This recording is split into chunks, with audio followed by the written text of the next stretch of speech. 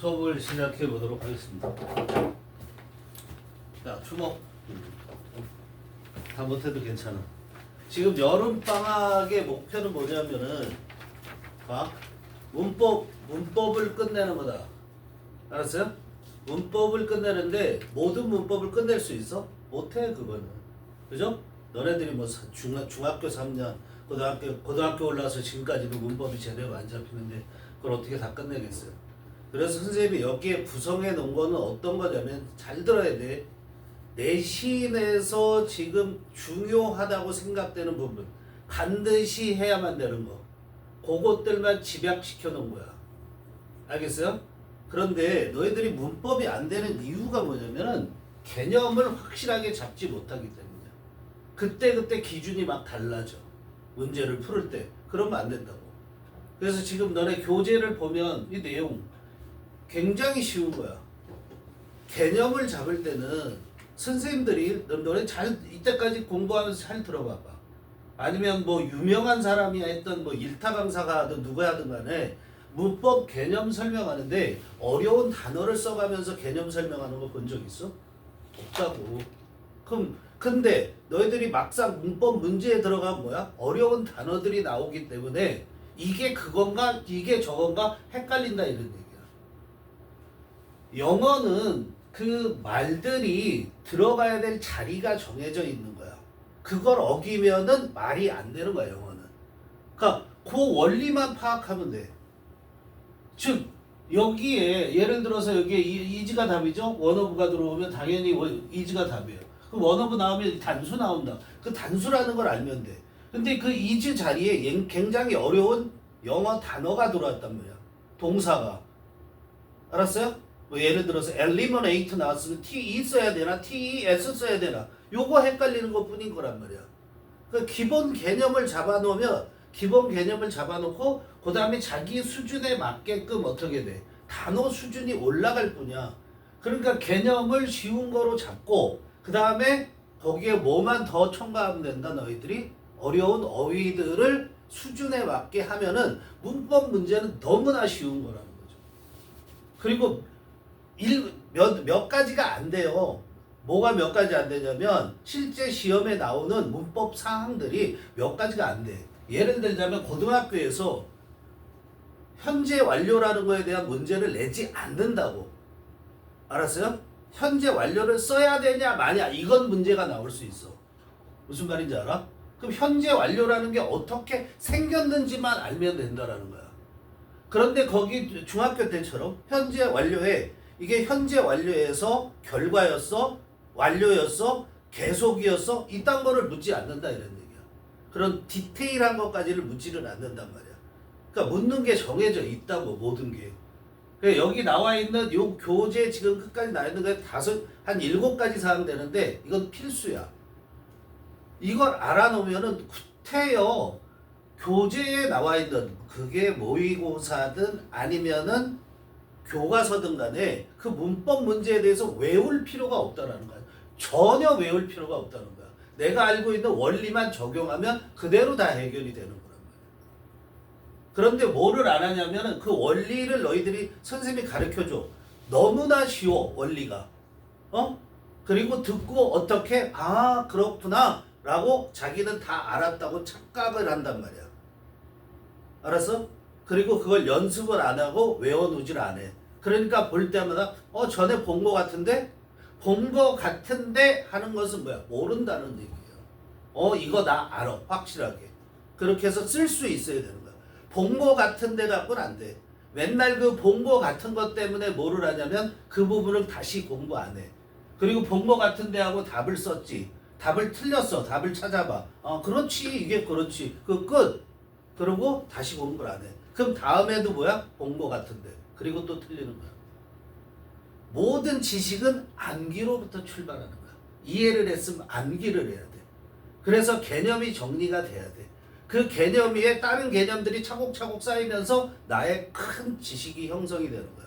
그 다음부터 밑으로 안 내려가.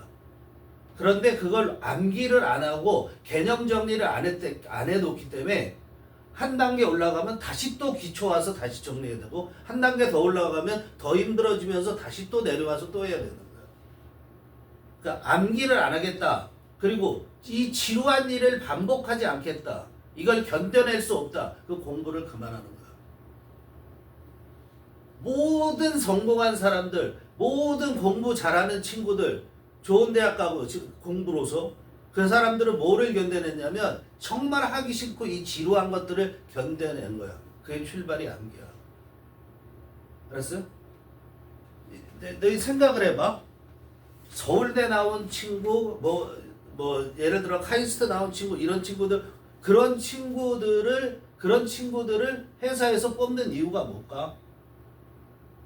가급적이면, 모두가 그런 건 아니지만, 지금 이 AI 시대에, 예를 들어서 서울대학교 박사, 어떤 A라는 분야에, 영어 부분에 박사가 있어. 그 사람이 알고 있는 지식이 AI보다 많을까?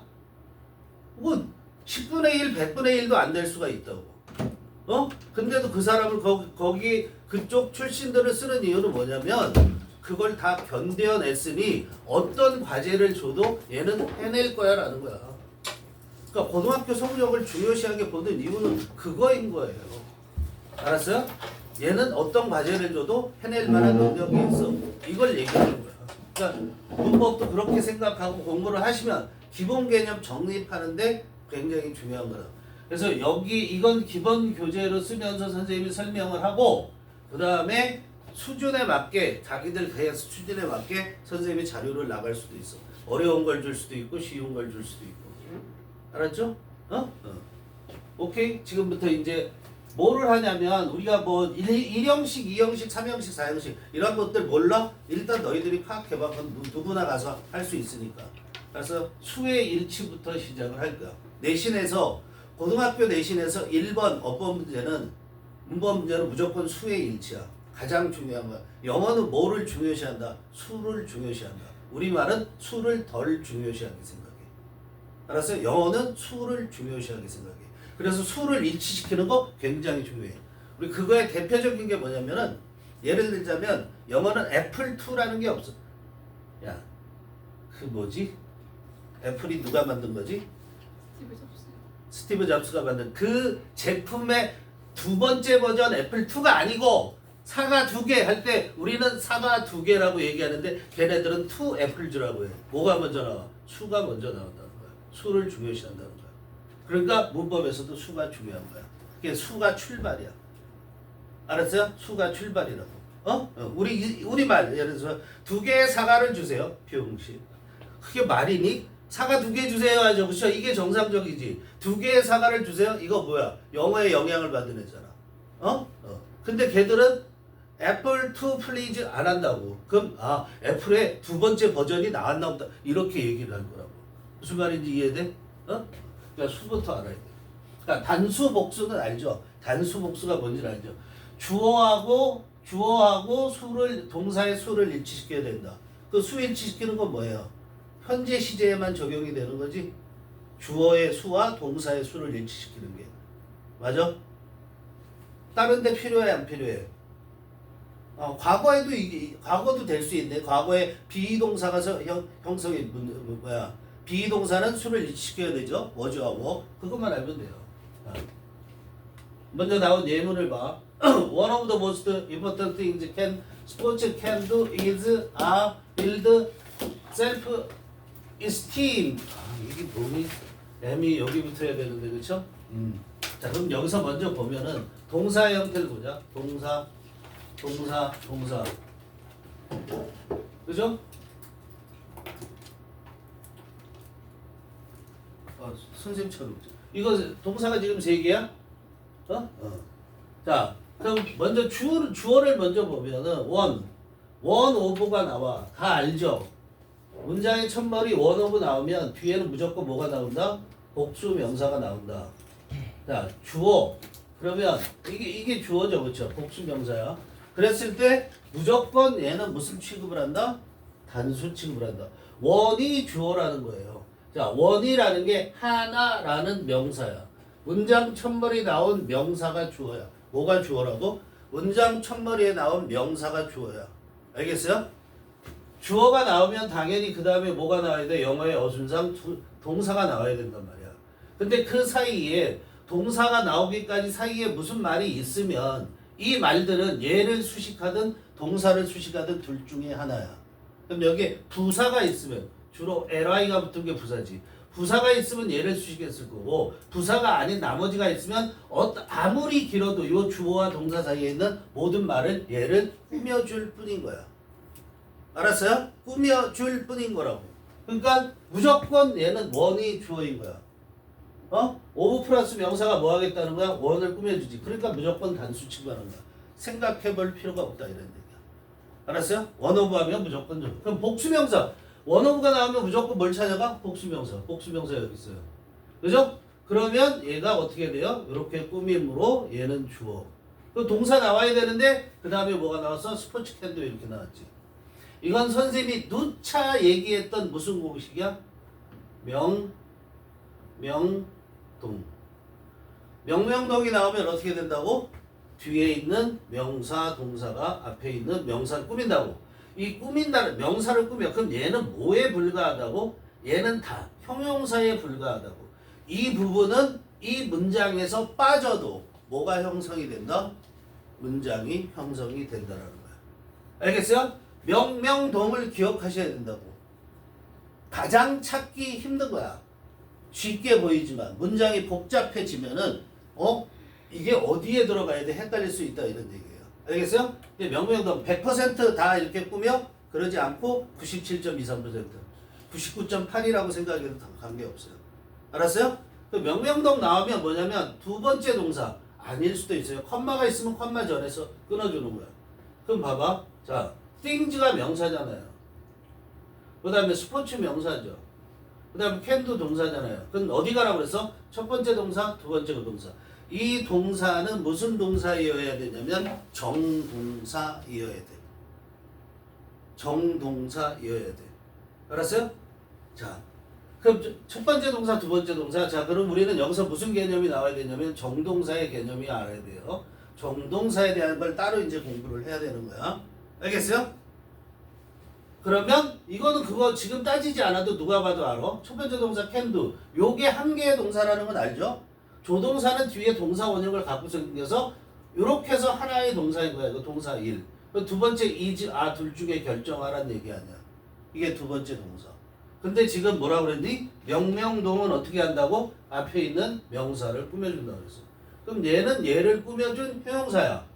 그리고 또 얘는 요 부분은 또 원을 꾸며준 형용사야. 결국은 어떻게 되는 거야? 요 캔도까지, 오브부터 캔도까지가 다 없어도 문장은 원래 성립을 하게끔 되어 있는 거야. 내용 전달이 이상하지만. 알겠어요? 그럼 요까지 하면은, 그러면 뭐야? 결국 주어는 뭐다? 원. 그리고 동사가 is가 아니고, 아가 아니고 is. 그래서 주어 동사 이렇게 된다. 알겠어요?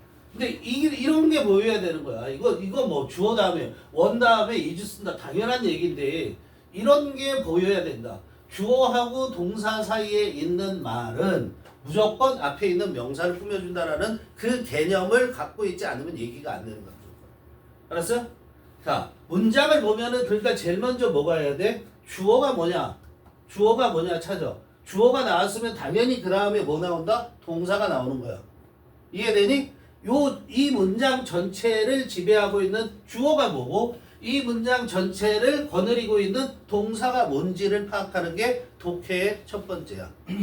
이걸 발견했어? 그럼 다 했다고 봐도 되는 거야. 나머지 단어만 찾으면 되는 거야. 알았어요? 그 사이에 무슨 말이 있어? 그럼 얘는 얘를 꾸밀 거고 이 동사에 따라서 그 뒤에 오는 말이 무엇이냐에 따라서 이 내용이 뭐니? 목적어가 될 수도 있고 보어가 될 수도 있고 부사가 될 수도 있고 이렇게 결정이 되는 거란 말이야. 알겠어요? 자, 그 다음에 이제 정동사하고 준동사 개념을 얘기해 줄게. 그러면 해석을 하면 원, 뭐 중에 하나냐면 가장 중요한 것들 중에 하나는 하고 나와야 되는데 안 나왔어. 스포츠, 캔도 이렇게 꾸민다고 그랬죠. 명동. 첫 번째 동사, 두 번째 동사에서 앞에서 끝내다. 무조건 두 번째 동사. 앞에서 끊는 거예요. 그러면 스포츠가 할 수 있는 스포츠가 이 두의 목적어가 thing이야. 결국 요 thing은 뭐야? 목적격, 요게 목적격 관계대명사가 생략되는 거 알죠? 그죠? 관계대명사의 생략이에요. 여기에 생략된 걸 쓸 줄 알아야 된다? 그런 거 안 물어봐. 절대 안 물어봐. 뭐를 알아야 돼? 이렇게 꾸미는 거 알아 몰라 이거. 이게 중요한 거야. 알았어요? 스포츠가 할 수 있는 가장 중요한 것 중에 하나는 이다. 무엇이냐? build self-esteem. 자기 존중감이죠. 그렇죠? 자기 존중을 세우는 것이다. 여기 to 써줘야 되겠다. 그죠? to build 이렇게 써주세요. 알겠어요? to build. 자, 그런데 아까 지금 이제 관계대명사에서 우리가 다시 설명하겠지만 명명동 할 때 두 번째 동사에서 끊으라고 했다고. 그지 선생님? 명명동 할 때 두 번째 동사에서 끊으라고 했는데 이건 문장 맨 앞에 나오면 정말 보기 쉬워요. 그렇죠? 이렇게 꾸미고 그 다음에 동사 원, 동사 투 이렇게 블라블라 바로 나올 수도 있고 많은 말이 있을 수도 있다. 그럼 여기까지 끊고 얘가 문장 첫머리 나오면 주어 그 다음에 얘가 동사 이런 얘기예요. 알겠어요? 이렇게 되는 거야. 그럼 얘 동사는 잘 보세요. 여기도 수의 일치가 적용이 되는 거야.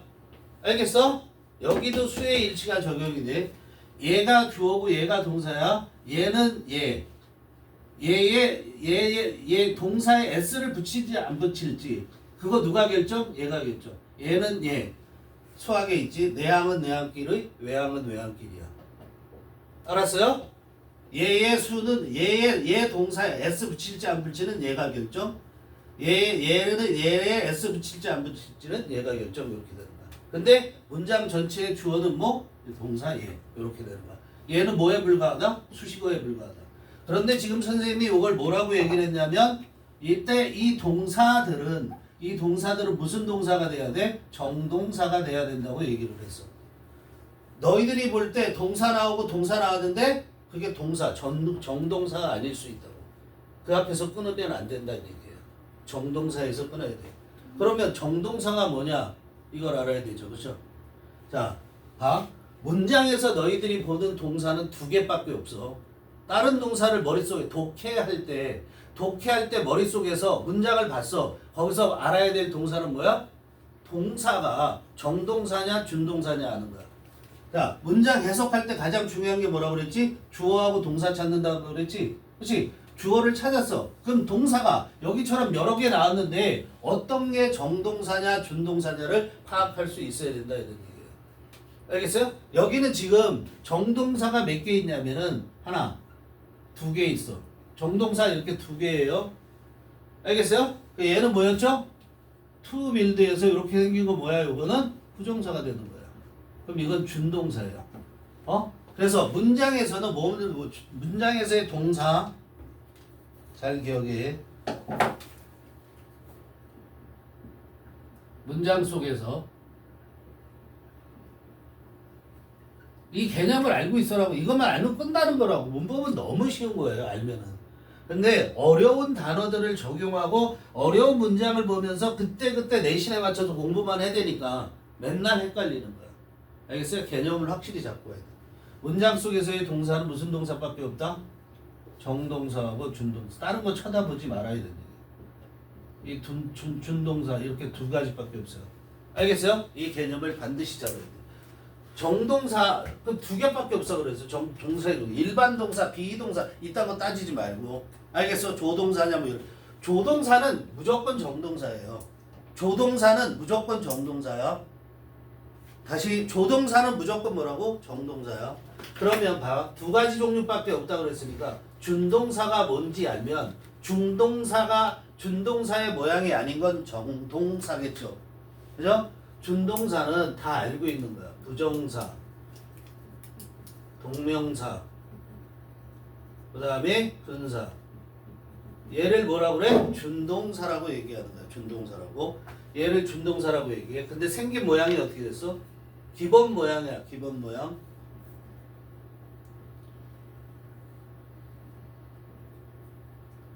이렇게 돼 있지. 그치? 자, 그러면 문장에 동사가 나왔는데 이 모양 중에 속하지 않는 동사가 있으면 뭐야? 정동사. 이 정동사가 뭐야? 이 정동사가 핵심적인 동사다 이런 얘기야. 문장 전체를 지배하는 동사. 그래서 우리는 본동사라고도 얘기를 해. 정동사를. 알겠어요? 그러니까 우리가 파악해야 될 문장 해석할 때 파악해야 될 동사는 뭐야? 주어하고 정동사를 파악하는 거야. 알겠니? 이해됐니? 됐어? 그러니까 요 모양이 아니면 돼. 준동사. 그럼 준동사는 왜 준동사냐면 다 얘들은 뭘 갖고 만들어졌어? 동사로 만들어졌지. 맞아? 동사로 만들어졌단 말이야. 여기 동사 있잖아. 여기 동사, 동사 다 있잖아. 근데 문장에서 무슨 역할을 해? 문장에 들어가면 야, 사 이러잖아. 그건 단어의 자격. 그게 품사. 근데 주어, 목적어, 동사만 빼고 주어, 목적어, 보어 이러잖아. 그 문장에서의 자격이야. 문장 속에서 하는 역할. 그게 문장 성분이라고 그러는 거야. 그건 다른 거야. 그럼 얘는 자 부정사는 to하고 동사가 앞에 있어서 무슨 역할을 하냐면 명사 역할을 하죠. 형용사 역할을 하죠. 그 다음에 부사 역할을 합니다. 얘는 문장에서 무슨 역할을 하냐면 명사로서 역할을 한다는 거고 얘네 둘은 문장에서 뭐로 역할을 하냐면 형용사로 된다는 거야. 즉 문장에서 하는 역할이 동사로 만들어졌는데 동사의 기능을 갖고 있지만 그래서 안에서 쓰임은 문장 안에서의 쓰임은 요렇게 쓰이고 있다라는 거야. 알겠어요? 그러면 다시 말하면 요렇게 쓰이고 있다는 건 자 부정사는 명사가 될 수 있기 때문에 주어도 될 수 있고 목적어도 될 수 있다 이런 얘기야. 보어도 될 수 있다 이런 얘기야. 얘들이 다 뭐야? 명사가 만들어주는 거기 때문에. 그러니까 형용사가 된다라는 건 말 그대로 형용사에서 이건 단지 어떻게 해요? 명사를 꾸며주는 역할을 하던가 아니면 보어가 되는 거야. 부사가 된다라는 건 뭐예요? 형용사를 꾸며주던가 동사를 꾸며주던가 부사를 꾸며준다는 얘기야. 알았어? 얘는 절대적 성분이 아니죠. 얘도 뭐예요? 주어가 되든가 목적어가 되든가 보어가 되든가 한다는 거야. 얘는 뭐 한다라는 거죠? 형용사가 된다는 건 문장에서 명사 꾸미던가 사실은 명사 꾸미는 게 다예요. 알았어요? 명사 꾸미는 게 다예요. 보어로 쓰였다고 얘기를 하잖아요. 보어라고 해서 얘기를 하잖아요. 보어가 뭐 하는 거예요? 명사를 설명해 주는 거예요. 주어로 쓰인 명사를 설명해 주면 주격보어라고 하는 거고 목적어로 쓰인 명사를 설명하면 목적격 보어라고 하는 거예요. 알겠어? 그러니까 형용사는 무조건 무슨 짓을 하니? 형용사는 무조건 명사를 꾸며주는 일을 한다 이런 얘기예요. 그런데 얘들이 다 뭐로 만들어졌다는 거야? 동사로 만들어졌는데 동사의 기본적인 형태를 조금 변형시켜서 형용사가 되게끔 했고 얘는 명사로도 되게끔 하고 형용사도 되고 부사도 되게 얘는 명사가 되게끔 했다 이런 얘기야. 그래서 동사에 준하는 역할을 한다. 그래서 준동사라고 하는 거야. 알겠어요? 그럼 정동사는 뭐냐면 주어의 동작이나 상태를 설명하는 말이에요. 이게 정동사예요. 문장 전체를 지배하는 동사고요. 알겠어요?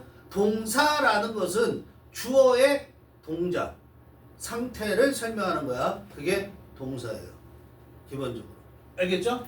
그러니까 정동사를 파악하지 못하면 문장에 얘가 is를 써야 되는지 뭐 그런 것들을 파악하기가 힘들다 이런. 반드시 정동사냐 준동사냐라는 걸 파악할 수 있어야 된다. 그 다음에 명명동을 모르고는 수능 독해, 내신 독해 불가하다. 그냥 줬을 때 설명받지 않고서는. 왜? 너무 많이 나오거든. 너무 많이 나오는데 눈에 잘 안 보인다. 관계사가 생략돼 있어서. 마치 뭐처럼 보일 수 있냐면 얘도 목적어 이렇게 된 거 아니야? 뭐 이런 식으로 생각한다든가. 그럴 수가 있어요. 알겠어요? 자, 요거 정리됐어? 정리를 해봐. 정리 안 됐어도 할 수 없어. 우리 또 다음 나가야 되니까. 그치? 유튜브 들어가서 보세요. 안 돼 있는 사람은.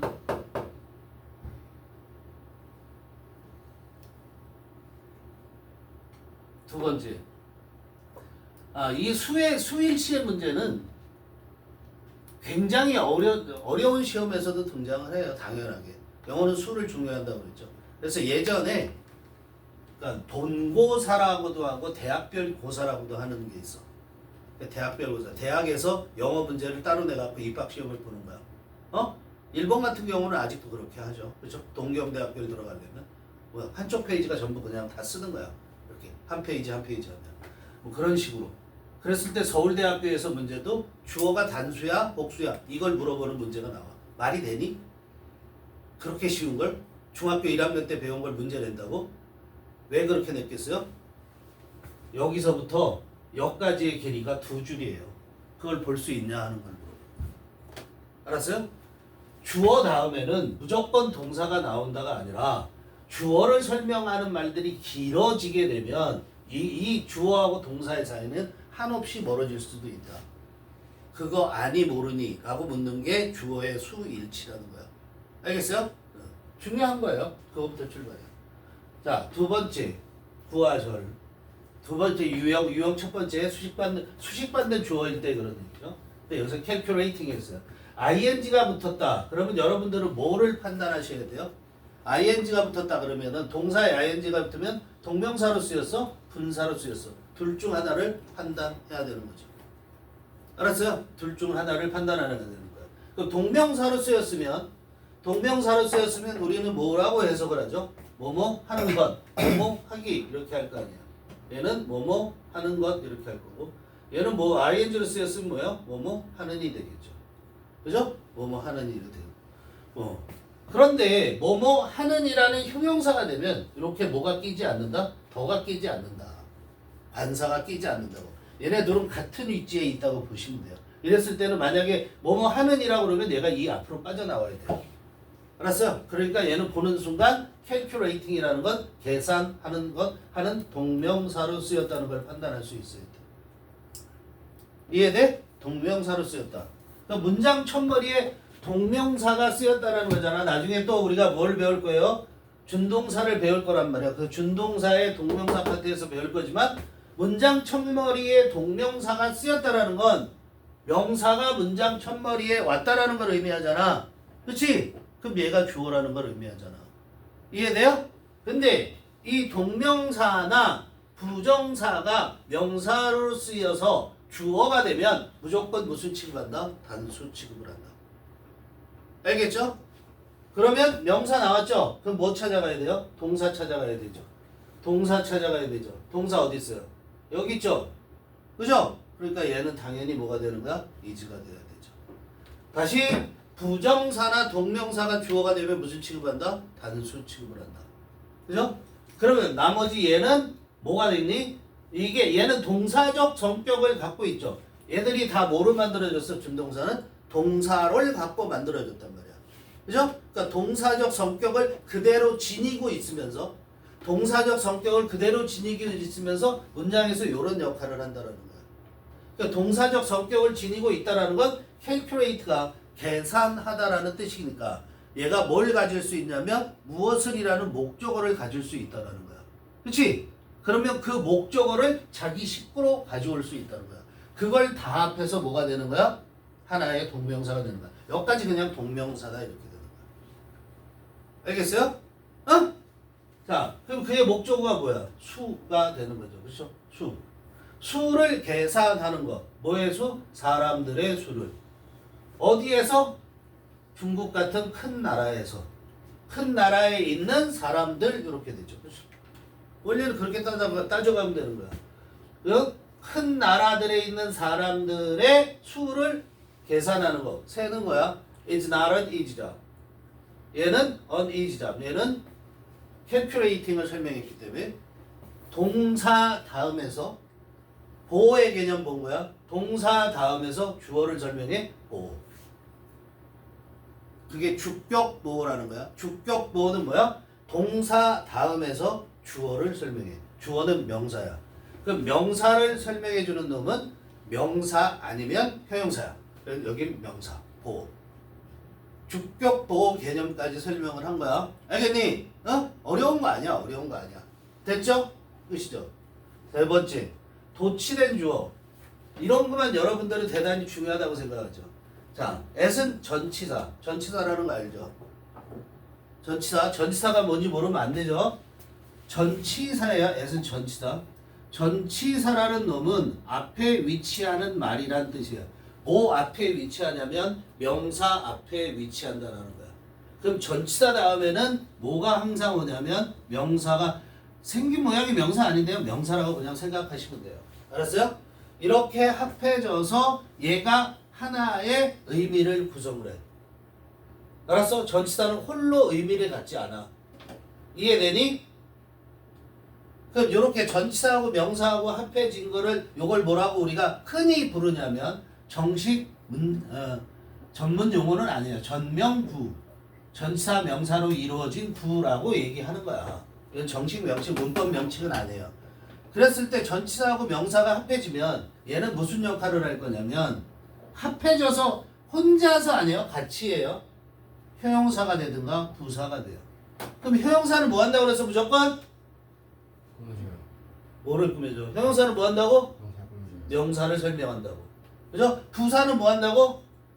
형용사를 설명하기도 하고 다른 부사를 설명하기도 하고 동사를 설명하기도 해요. 요 두 가지 기능이야. 극히 드물게 명사가 되는 케이스가 있는데 너희들이 3년 동안 공부하면서 거의 못 볼 거야. 있어. 명사로 쓰인 케이스가. 알았어요? 그러니까 뭐만 신경 쓰면 돼? 전치사하고 명사하고 합해지면 형용사나 부사다. 그렇게 돼요. 알겠어요? 그런데 문장의 출발이 전치사로 출발을 했어. 잘 들어! 문장의 출발이 전치사로 출발을 했어요. 그죠? 근데 전치사는 뒤에 명사를 가져와야 돼. 기본적으로 길어 짧어. 전치사가 있으면 무조건 길어진다는 얘기잖아. 야, 부정사 두 단어만 해도 길다고 생각하는 거야. 어? 그럼 얘가 만약 형용사로 쓰였으면은 이 앞에 명사가 있었을 거라는 거야. 맞니? 그래야 이렇게 꾸밀 거 아니야. 알겠어요? 어? 응. 자, 보세요. 예를 들자면 이제 우리가 이렇게 생각하면 돼. 잠자는 개. 우리 둘이가 나올 때는 안 자고 있었어. 잠자는 개 하면은 우리가 sleeping dog이라고 얘기를 해. 그죠? 이렇게 꾸민단 말이야. 형용사는 명사의 앞뒤에서 꾸며요. 알겠어요? 그런데 dog, sleeping 이렇게 나오면 어떻게 해석해요? 이것도 잠자는 개예요. 그럼 왜 뒤에서 썼을까? 이건 이렇게 써 끝났어? 그럼 이 잘못 쓴 거. 알았어요? 예를 들어서 여기에 동사가 있어서 나는 개 한 마리가 자고 있는 걸 봤다. 뭐 I watched the sleeping. 그러면 얘기가 돼요. 아니면 여기다 sleeping dog 자고 있는 게 이렇게 돼도 돼요. 두 가지가 다 되는데 그냥 평범한 데서 이렇게 했을 때는 예를 들자면 at the door 문가에서 자고 있대. 그럼 요게 뭐야? 요걸 다 데리고 온 거란 말이야. 자는데 어디에서? at the door가 sleeping을 설명해 주는 거란 말이야. 그럼 요렇게 길어져서 명사를 설명하면 뒤로 간단 말이야. 형용사가. 알았어요? 형용사가 부사를 거느리고 와. 다른 말들을 거느리고 오면 요거 전체가 하나의 형용사가 된다고 생각을 하셔야 돼요.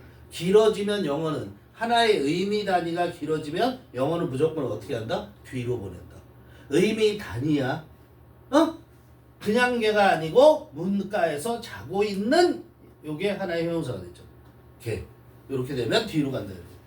마찬가지 여기서 보면 at the end 했으니까 뭐야? 앞에 명사가 없어. 그럼 얘는 당연히 뭐야? 부사구구나. 이렇게 생각을 해야 되죠. 그럼 얘 주어다 아니다? 얘가 주어다 아니다? 아니다. 주어는 뭐가 주어라고요? 자신 없는 거 봐. 주어는 뭐가 주어라고 그랬어 선생님이? 문장 첫머리에 오는 명사. 알았어요? 문장 첫머리에 오는 명사가 주어다. 얼마나? 97.23%. 오케이? 그럼 전치사는 명사를 거느린다고 그랬어? 전치사는 명사를 거느린다고 그랬어? 보고 있니 이거?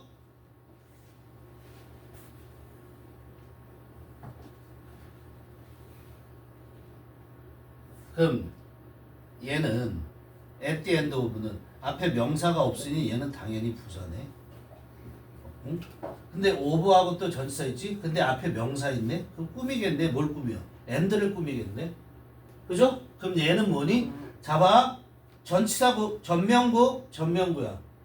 얘는 부사 구가 됐는데 이 부사 구 속에 있는 and라는 명사가 of the trunk라는 형용사구의 수식을 받는 거란 말이야.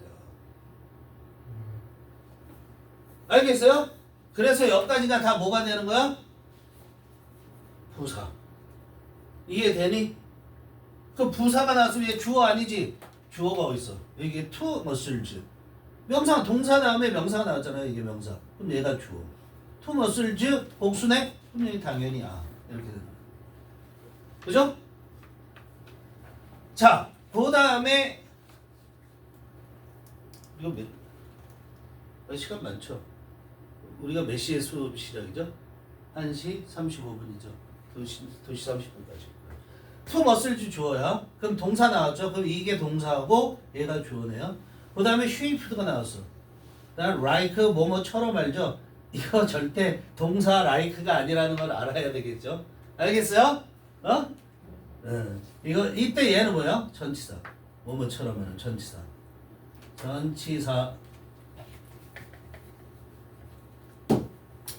전치사. 전이라고만 쓸게. 자, fingers. 전치사니까 명사 같죠? 그죠? 그럼 뭐야? 손가락과 같은. 이렇게 됐어요. 그럼 얘가 문제죠. shaped. 자, 그럼 여기 동사 나왔는데 또 알아야 될 게 뭐야? 기본 개념을 알아야 된단 말이야. 우리가 제일 먼저 알아야 되는 거. 자, 문장을 보면 주어 동사를 찾는다. 얘기했어요. 근데 주어는 명사가 주어인 거고, 그럼 동사는 뭐니? 문장 속의 동사는 두 개밖에 없다. 무슨 동사를 찾아야 된다? 정동사. 그죠? 그럼 정동사하고 준동사를 구별할 수 있어야 된다. 그게 문제죠. 동사에는 이렇게 문장 속의 동사는 두 가지 형태만 있어. 여기 동사 나왔어. 근데 shaped는 그럼 동사냐 아니냐, 뭐 아니냐, 정동사냐 준동사냐를 판단해야 되는 거 아니야. 그지? 그러려면 어떻게 판단할까? 그냥 해석해보니까 아니지 않아요? 근거 없는 소리죠. 막연한 거죠, 그거는. 그죠? 자, 어떻게 판단해? 얘가 동사가 아닌 이유는 뭐냐면은 한 문장 속에는 동사의 개수가 몇 개 있다? 접속사 플러스 1이다.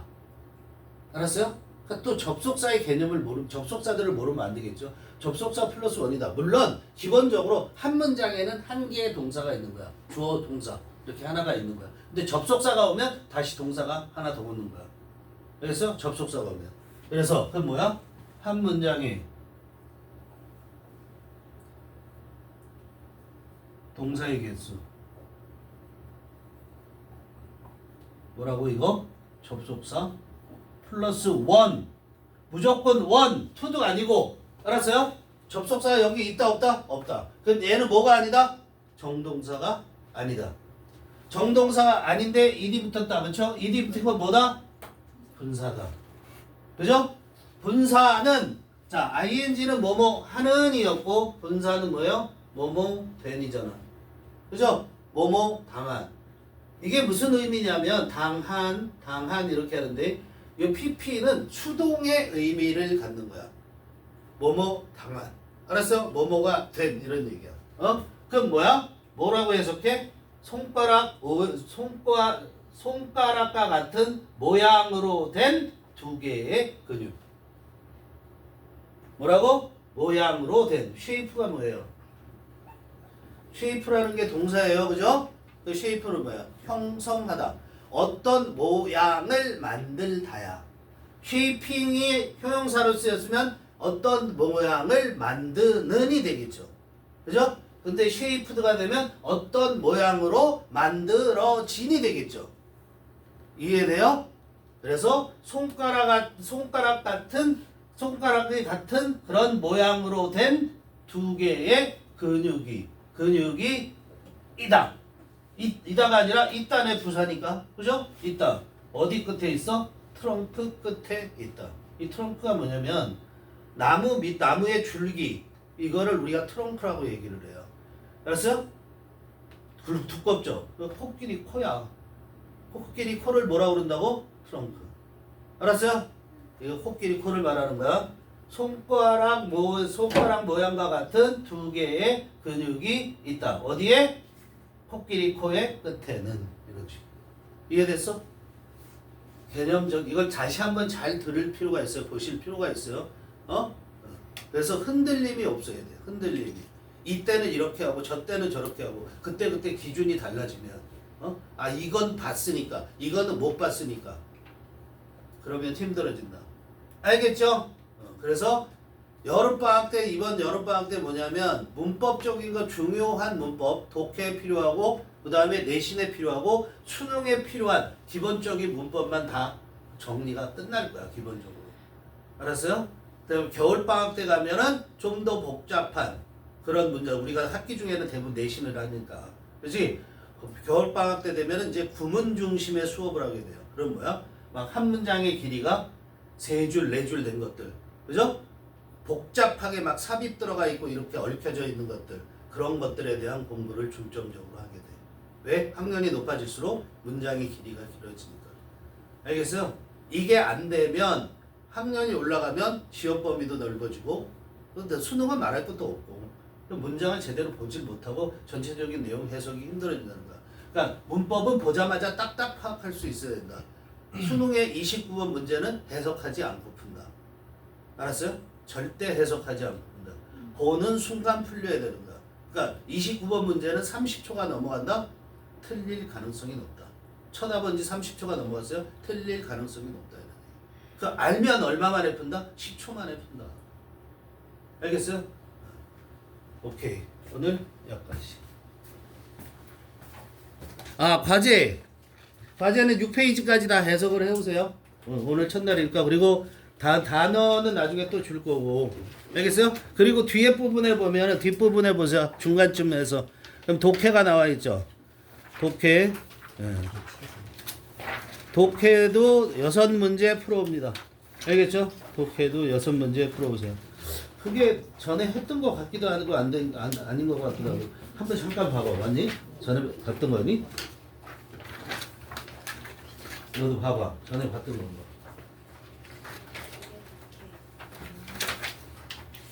오늘 수업 여기서 끝. 아니지. 이따가 3교시에 또 올 거예요. 그럼 과제 나중에 다시 내야 되겠구나.